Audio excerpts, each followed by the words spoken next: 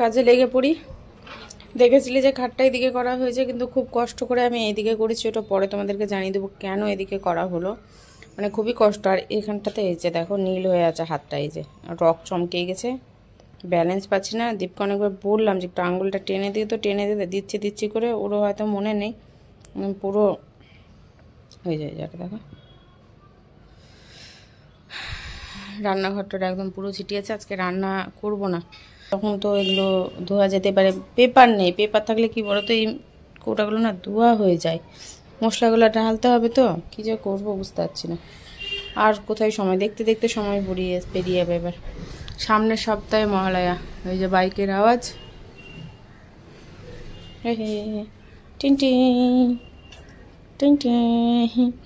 গরম লাগছে তাই তাড়াতাড়ি গেট খুলে দিয়েছি। আর ওইও দেখছি একদম খুব ব্যস্ত হয়ে গেছিলো গেট খোলাবার জন্যে, তো আটকে দিলাম। চলে গেল বাবাই। রান্নাঘরে চলে এসেছি। আগে তো আমাকে বাসনটা পরিষ্কার করে উঠিয়ে দিতে হবে, নাহলে তো বাকি কোনো কাজে আমি করতে পারবো না। আর আমার মতো কার কার মনে হয় যে রান্নাঘরের কাজ হলো সবথেকে বড় একটা দায়িত্বর কাজ? এছাড়া ঘরে টুকিটাকি যা কাজ থাকে কোনো কাজই মানে ঝামেলার মনে হয় না বা বড় কাজ মনে হয় না। আমার মতো কে কে আছো অবশ্যই কিন্তু আমাকে কমেন্টে জানিও। আমার তো ভীষণ মানে বড় সবথেকে যে কাজ মনে হয় যে বেশি সময় নেয়, একটু ঝামেলার কাজ, একটু দায়িত্বর কাজ, সেটা হলো আমার রান্নাঘর। এই বাসন ধোয়া থেকে শুরু করে কি রান্না হবে, এখন কি খাওয়া হবে, মানে এই রান্নাঘরটা হলো সবথেকে বড় দায়িত্বের একটা কাজ, রান্নাঘর। আর আমাদের অধিকাংশ সময় রান্নাঘরেই পার হয়ে যায়। সকালবেলা ঘুম থেকে উঠে খাবার করো, এই স্কুল যাবে, এই টিউশন যাবে, কে কাজে যাবে।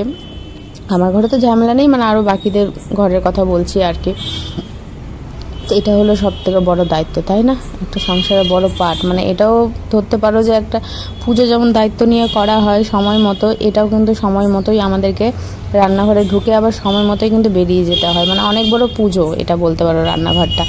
ব্রাশ দিয়ে না একটু কাজগুলোর ফাঁকে ফাঁকে পরিষ্কার করে নিলে মাঝে মধ্যে দেখবে নোংরাটা পড়ে না। নোংরা তো কাচের জিনিসে পড়েই না, কি হয় বলো তো, ওই যে সাবানের যে ফেনাগুলো হয় না সাদা সাদা, সেগুলো তো আর আঙুল ঘষা যায় না ওই ফাঁকেগুলোতে, সেগুলোতে একটু সাদা সাদা হয়ে যায়। তো সেগুলো মাঝে মধ্যে না আমি ব্রাশ দিয়ে এরকম পরিষ্কার করে দিই, তো পরিষ্কার হয়ে যায়, একদম নতুন হয়ে যায় কাচের গ্লাসগুলো। মনেই হয় না যে কাচের গ্লাসের মধ্যে কোনো নোংরা আছে বা অনেক দিনের ব্যবহার করা। অল্প অল্প করে থাক করে নিচ্ছি, কারণ আমাকে সরাতে হবে, ফাঁকা করতে হবে। কাঁচের গ্লাস লাল ঝুড়ির মধ্যে দিয়ে দিলে মানে যেগুলো আমার দরকারি সব থেকে আগে, আমার কোনো ঝামেলা হবে না, সেগুলো লাল ঝুড়িতে আমি এখন না বেশ কিছুদিন ধরে রাখছি। আমার বেশ সুবিধা হচ্ছে, চামচ, ছোটোখাটো বাটি, কাঁচের গ্লাস, চায়ের বাটি, এগুলো আমার বেশ সুবিধা হচ্ছে, তাই ওটাতেই রাখছি। আর এই যে ঝুড়িটা ওখান থেকে নামিয়ে নিই, ওখানে কী যে নোংরা পড়েছে তোমাদেরকে দেখাবো আমি নোংরাটা। আর এটা নতুন চোখে পড়লো আমার বরের, বুঝতে পেরেছো? আমার তো ভীষণভাবে হাসি পায় বর বললে, কেন কি জানি, হয়তো এটাও হতে পারে আমরা যেভাবে থাকি দুজন মিলে সেটার জন্যও হয়তো হতে পারে। দীপ তো খুবই হাসছিলো, বলছে তোমার যখন বর বললে হাসো, আমি যেন বউ বললো জানো তো ভীষণ হাসি পায়। আমাকে যখন কেউ বাইরে জিজ্ঞেস করে যে তোমার বিয়ে গেছে, বউ আছে, তখন বলি হ্যাঁ বউ আছে। তো তখন কোনো কিছু মনে হয় না, কিন্তু পরক্ষণে যখন ধরো যে চা খাচ্ছি বা সিগারেট খাচ্ছি, ও আমার সাথেই আছে, ধরো গল্প করছি, মনে মনে যখন আমার কথাটা আসে হ্যাঁ বউ, তখন তো আমার ভীষণভাবে হাসি পায়। আমি তাহলে তোমার কেন হাসি পায় তুমি বলো? আমি তো বলেছিলাম তোমার খুব হাসি পায়। হ্যাঁ, তো আমি তো তোমাকে উত্তর দিতে পারিনি যে কেন হাসি পায়, তো তুমি বলো। তো তখন না যাই না কেন সত্যি একটা হাসির শব্দ মনে হয়। আমি তখন বললাম হয়তো হতে পারে যে আমরা যেভাবে দুজনাই থাকি, তুমি তোমার মতো করে, আমি আমার মতো করে, যখন ইচ্ছা হলো বেরিয়ে গেলাম, যখন ইচ্ছে হলো খেলাম তো খেলাম না, হয়তো সেটার জন্যও হয়তো এই শব্দটা হয়তো হতে পারে যে একটু হাসি। এছাড়া তো হাসির কোনো কিছুই আসছে না, কিন্তু দেখবে শেষ পর্যন্ত গিয়ে কিন্তু এই কথাটা কিন্তু বলতে হবে, তখন হাসবো। তো রাত্রেবেলা খুবই হাসাহাসি হচ্ছিলো, সব ফাঁকা করে দিলাম,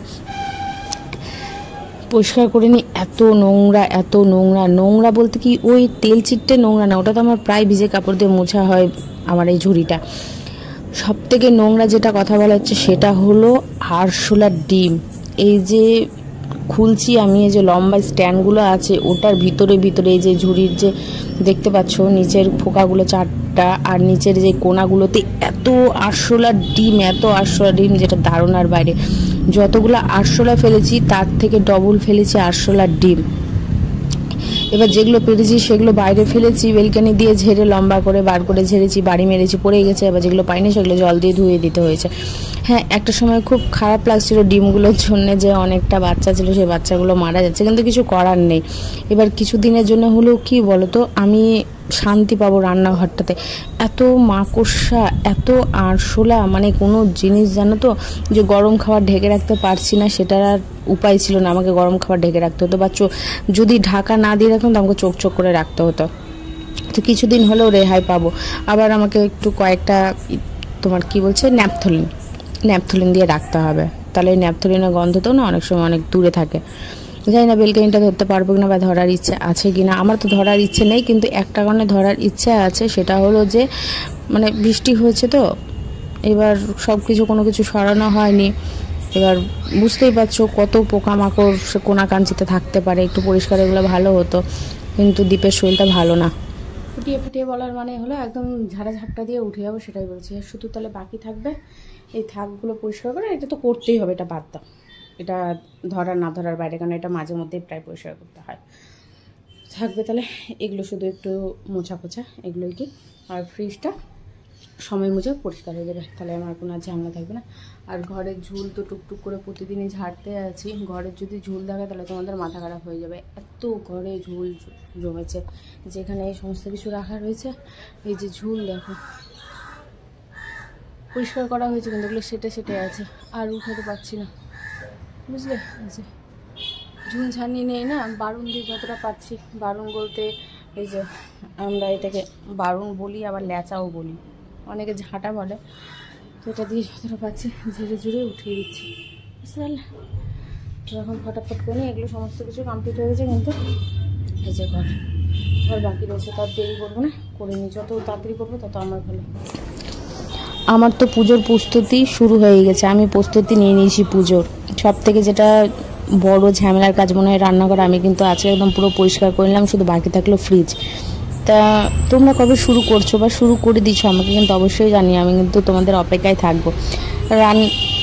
রান্নাঘরের ওই জানলার মাথার উপরটা একদম মানে একটু তেল চিটেটা একটু চিপে বসে আছে, সেটা আমাকে হাত দিয়ে ঠিক করে নিতে হবে। বাকি সব কিছু সুন্দরভাবে পরিষ্কার হয়ে গেছে। আর নিচেরগুলো তো অত ঝামেলা নেই, সেগুলো তো রান্নার টাইমে কসবাইক দিয়ে পরিষ্কার করা হয়, বা ধরো যে গ্যাস মশি তখন তো কাপড়ে আমার শার্প লেগে থাকে, তো সেটা দিয়ে তো ডললে পরিষ্কার হয়ে যায়, সেদিকে ঝামেলা নেই। কিন্তু উপরগুলোতে একটু ঝামেলা আছে, তাই দুবার তিনবার করে একটু ভালো করে ডলে নিচ্ছি, আবার দুবার তিনবার ভালো জল দিয়ে আবার পরিষ্কার করে নিতে হবে। এই মপটা আসাতে সত্যি সুবিধা হয়েছে, নাহলে পুরো হাতটা আমার নষ্ট হয়ে যেত জানো।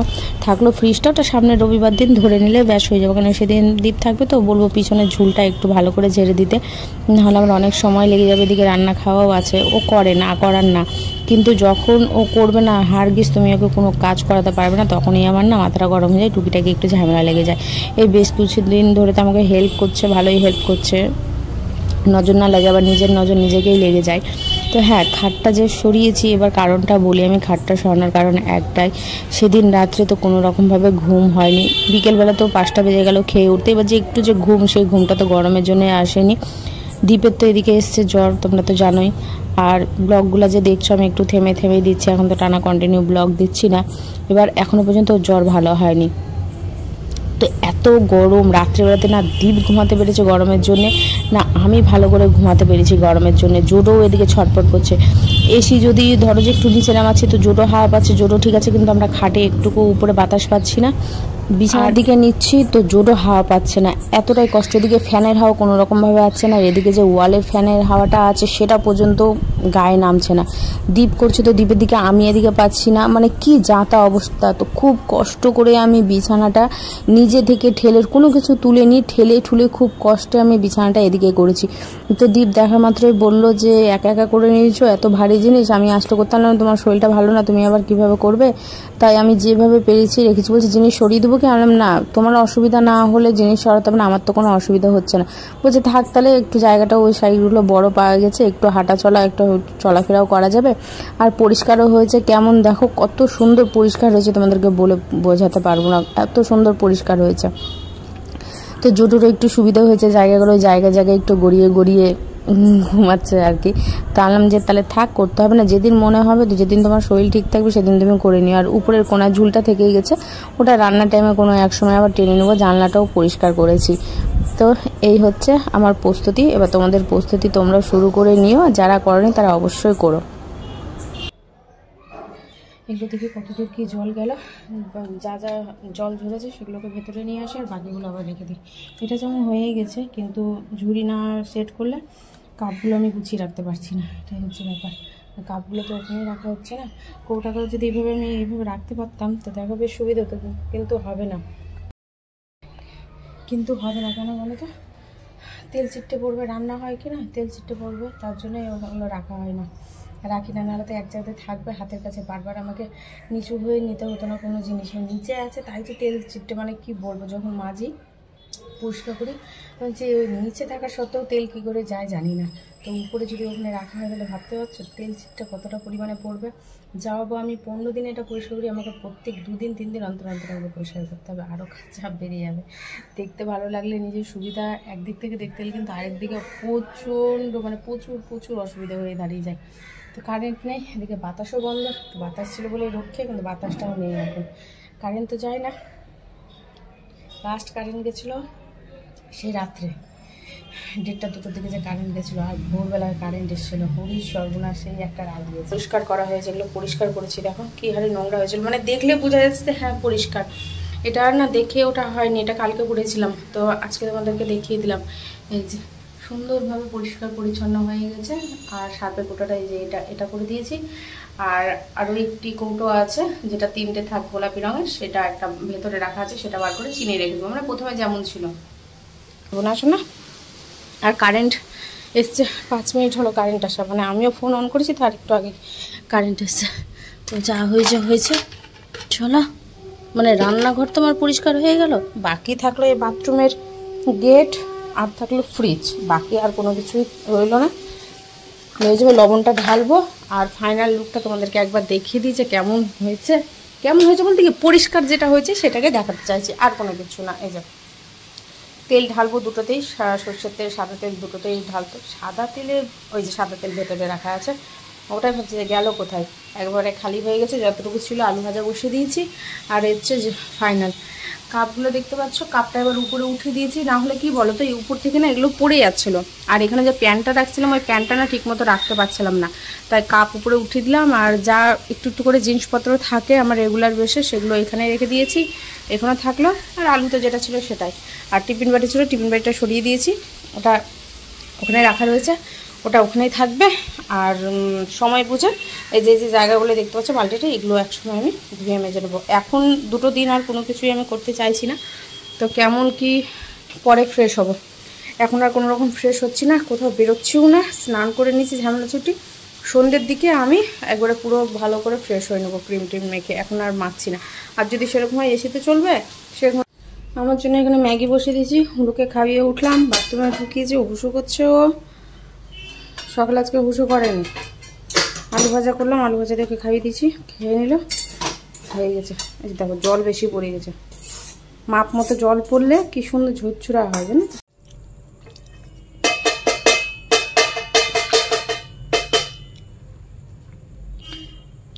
কালকে দীপ এই টাইমে চলে এসেছিল, কালকে কোথাও বেরোয়নি, বাড়িতেই ছিলাম। কালকে যদি বাজারে যেতাম বেশ ভালো হতো, অনেকদিন পর বললাম বলো বাজারে যাওয়ার কথা, সবজি বাজার যেতে হবে, কিচ্ছু নেই।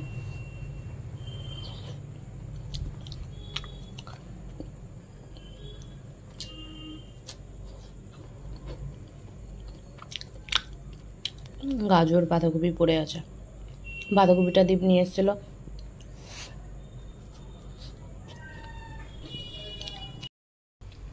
দুধ গরম বসিয়েছি, একটু মনে আছি যে দুধ বিস্কিট খেয়ে নেবো না চা করবো। চা খেতে ইচ্ছে করছে, আবার দুধ বিস্কিটটাও খেতে ইচ্ছা করছে। ঘুম দিয়েছি, ঘুম এসেছিলো তো ঘুমিয়ে পড়েছিলাম 1 ঘন্টা, বেশি হয়নি, 1 ঘন্টার মতো ঘুমিয়েছি। উঠে একটু ফ্রেশ হলো, চোখে মুখে জল দিয়ে চুলটুলগুলো আঁচড়ালাম, তখন তো আর কোনো কিছুই করা হয়নি, এত গরম লাগছিলো আর বাইরে বেরোতে ইচ্ছে করছিল না। ম্যাগি খেয়ে যে ঘরে ঢুকেছি আজকে, যেখানে 2-3 বার বাইরে বের হই, আজকে আর বের হয়নি। 5:30 বা 5:35 এরকমভাবে ঘুমটা ভাঙলো, তার ঘুমায়নি। ফোন দেখছিলাম শুয়ে দিয়ে উঠে লাইটার জ্বালিয়ে একটু বসে এই যে পণ্ডিতকে বেঁধে দিয়েছি। গরম লাগছে প্রচণ্ড, তো আমার যে বাতাস আসবে, গেটটা খুললে বাতাসও দিচ্ছে। আর হুলুতে এক চান্সে গেট খোলা মানে তো হুলু এক চান্সে একবারে লাফিয়ে ওঠা, দুধটা শুকিয়ে যাবে, আবার দুধ বিস্কিটই খেয়ে নিই, সব থেকে ভালো। মানে ভাত খেয়ে খেয়ে এমনই হয়ে গেছে, এই বালতিটা যেখানে দিয়ে দিচ্ছি তাহলে গেটটা লাগবে না, বাতাসে গেট লেগে যাবে। ভাত খেয়ে খেয়ে এমনই বাজে একটা অভ্যেসে পরিণত হয়ে গেছে যে মানে ভাত ছাড়া এখন আর কিছু ভালোই লাগছে না। আগে এত গরম পড়েছে তার সত্ত্বেও রুটি করা আমার বন্ধ হয়নি, রুটি হয়েছে, আর এখন গরমের জন্য মনে হচ্ছে রুটি করতে ইচ্ছা করছে না। বাঁধাকপিটা নিয়েছিল মাছের মাথা দিয়ে খাবে বলে, সেদিন যে ডালটা দিয়ে গেলো মাথা দিয়ে খাবে বলে আলাম, মাথা না একদিনের বেশি থেকে গেলে আর খেতে ভালো লাগছে না। আমার ঘরে মাথা মানে খাওয়াই হয় না, নষ্ট হয়, দেখেছো তোমরা। তো ওই জন্য আমি ডাল দিয়ে করে দিয়েছিলাম, এমন না যে ও খায়নি, খেয়েছে। তাহলে আমি এরপরে আবার মাথা নিয়ে আসবো, মাছের তেল যদি পাওয়া যায় সেরকম নিয়ে আসবো। মানে দুটো পেলে তো দুটো আনবোই, আর যদি একটা যে কোনো পাই তো সেটা দিয়ে তোমার বাঁধাকপি তরকারিটা খেয়ে করে দেবো। তো যদি তুমি খাও না, আমি কেন খাবো না, আমি নিবো। আমি যদি খেতে পারি কেন খাবো না, এখন হয়তো খেতে পারছি না কোনো কারণবশত, তো খাবো না কেন, খেতে পারলেই অবশ্যই খাবো। তো দেখতে হবে মাথা বা মাছের তেল, সে বাজারে গেলেই পেয়ে যাবো, কিন্তু 10:30টার মধ্যে যেতে হবে। বাড়ি থেকে বেরোচ্ছি 11:30 ওই টাইমে গেলে পাওয়া যাবে না। এরকম গুড়ি গুড়ি ছোটো ছোটো মাছের মাথা পাওয়া যায়, সেটা এগুলো ভালো লাগে না। দেখি কখন আসে, বা যদি ফোন করে বলে যে বেরোবার কথা তখন বাড়ি চলে যাবে।